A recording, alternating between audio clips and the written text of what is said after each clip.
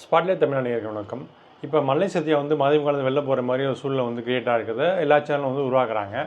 என்னென்னா மல்லை சத்யா வந்து மதிமுக நீக்கப்பட்ட ஒரு குறிப்பிட்ட சிலரோட வந்து தொடர்பு வச்சிருக்காரு அப்படிங்கிற ஒரு குற்றச்சாட்டு தான் அவங்க வைக்கப்படுது.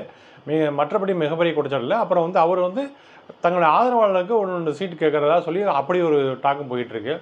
தொடர்ச்சியாக என்னென்னா மல்லை சத்யா பற்றி வைகோட்டையும் துரை வைகோ அவர்கள்ட்டையும் வந்து தொடர்ச்சியாக வந்து சில கட்சி பிரமுகர்கள் வந்து தொடர்ச்சியாக குற்றச்சாட்டு வைக்கிறது தான் இந்தளவுக்கு பதட்டமாவது காரணம். குறிப்பாக நீ மல்லை சத்யா வெளியேற்ற போடுவதற்கு திமுக வந்து அந்தளவுக்கு டக்குன்னு வந்து க்ரீன் சிக்னல் கொடுக்க மாட்டாங்க.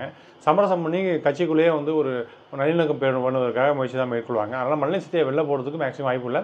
வாய்ப்பு இருந்தால் கூட அது வந்து ஸ்டாலின் தலையிட்டு வந்து அந்த விஷயத்தை முடிச்சு வைப்பான்னு தான் எதிர்பார்க்கப்படுகிறது. அது மட்டும் இல்லாமல் இப்போ விசிகே என்ன பண்ணாங்கன்னா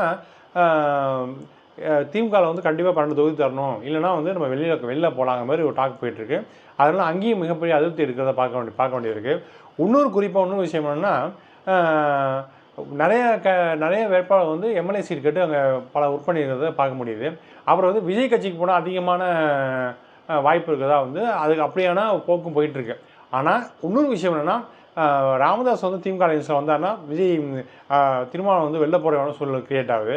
ஆனால் அப்படியான சூழ்நிலை எதுவும் இல்லைன்னு தான் நம்ம பார்க்க வேண்டியது இருக்குது. குறிப்பாக என்னென்னா இப்போ வந்து விஜய் வந்து தனித்து போட்டிடுது. இன்றைக்கி இருக்கிற நிலைமைக்கு விஜய் அப்புறம் ஏடிஎம்கே டிஎம்கே தனித்து போட்டிடுது. அதோட நாம் தமிழர் கட்சி சீமான் போட்டிடுறாரு. ஆனால் அதுக்கு இடையில் போனோன்னா சின்ன சின்ன கட்சிகளை இணைஞ்சது அடுத்த ஒரு கூட்டணியை உருவாக்குறது சூழல் இருக்குது. அந்த உருவாக்குற சூழ்நிலைப்படி வந்து அண்ணாமலை இருக்கிறதா வந்து பேசப்படுது. என்னென்னா இப்போ வந்து கட்சி தொடங்கி உள்ள ஃபீல்டு இறங்கிறதுக்கு முன்னாடி தனக்கு ஆதரவாக அணிகள்லாம் பல அணியை வந்து உருவாக்கிட்டு பல கட்சி பேரை சொல்லி உருவாக்கிட்டு ஒரு பெரிய அங்கங்கே திக்காக நிறைய அமைப்புகள் வந்து ஒருங்கிணைச்சிருக்கான விஷயத்தை பார்க்க முடியுது. அண்ணாமலை கட்சி தொடங்காட்டி கூட அவருக்கான நிறைய அமைப்புகள் வந்து ஒருங்கிணைச்சு செயல்படுறது வந்து பார்க்க முடியுது. இந்த சிக்கலில் திமுக என்ன பண்ணாங்கன்னா ஏற்கனவே கடந்த முறையில் வந்து கூட்டணி கட்சிகளுக்கு வந்து 5 தொகுதி 6 தொகுதி சில இதெல்லாம் கொடுத்துருக்க பார்க்க முடியுது. காங்கிரஸுக்கு வந்து குறிப்பாக வந்து 10 தொகுதி மேலே தந்தால் அது வந்து மிகப்பெரிய அளவுக்கு மண்ணுக்கு வர மாதிரி சூழ்நிலை உருவாக்கணும். காங்கிரஸ் வந்து கம்மி தொகுதியில் கொடுக்கலாம்னு சொல்லி பிளான் பண்ண பார்க்க முடியுது. எப்படி இருந்தாலும் கூட்டணி கட்சியை வந்து பிரச்சனை வந்து திமுக கடைசி எலெக்ஷன் வரைக்கும் முதல் நாள் வரைக்கும் அந்த பிரச்சனையை வந்து சமாளிச்சுக்கிட்டு தலைவலியோட பயணிக்க வேண்டிய சூழல் இருக்குது. ஆக இப்படியான நெருக்கடியான சூழலில் இந்த பிரச்சனையை பற்றி சவுக்கு சங்கர் என்ன பண்ணுறாங்கன்னா மதிமுக விஷயத்தை வந்து கையெழுத்து பேசியிருக்காரு. அப்போ திருமண விஷயத்தை தொடர்ந்து கையெழுத்து பேசியிருக்காரு. என்னென்னா மதிமுகவையும் விசிகாவையும் வந்து என்ன பண்ணணும்னா ஏடிஎம் கலைஞர்ஸில் கொண்டு போகிறதுக்கான ஒரு வேலையை பார்த்துட்டு இருக்காரு. அது மட்டும் இல்லாமல் கிடைக்கிறப்பெல்லாம் வந்து என்ன பண்ணால் விஜய் பற்றி ஒரு பாசிட்டிவாக பேசுகிறது பார்க்க முடியுது. இப்போ விஜய் வந்து தன்னை முன்னிலைப்படுத்துவதற்கு 2-3 விஷயங்கள் வந்து நல்லா ஸ்ட்ராங்காக கிடச்சிருக்கு. ஒன்று வந்து போலீஸ் அட்ராசிட்டி.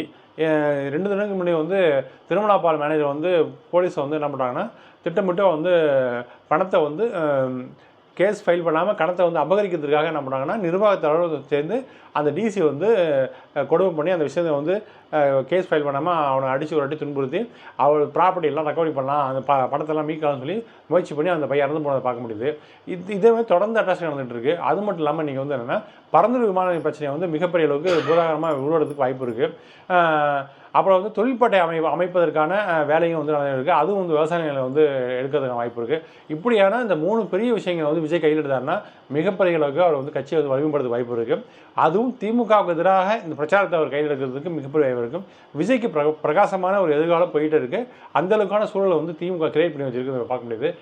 அடுத்த வீடியோவில் நல்ல ஒரு சுவாரஸ்யமான வீடியோ பார்ப்போம். நன்றி, வணக்கம்.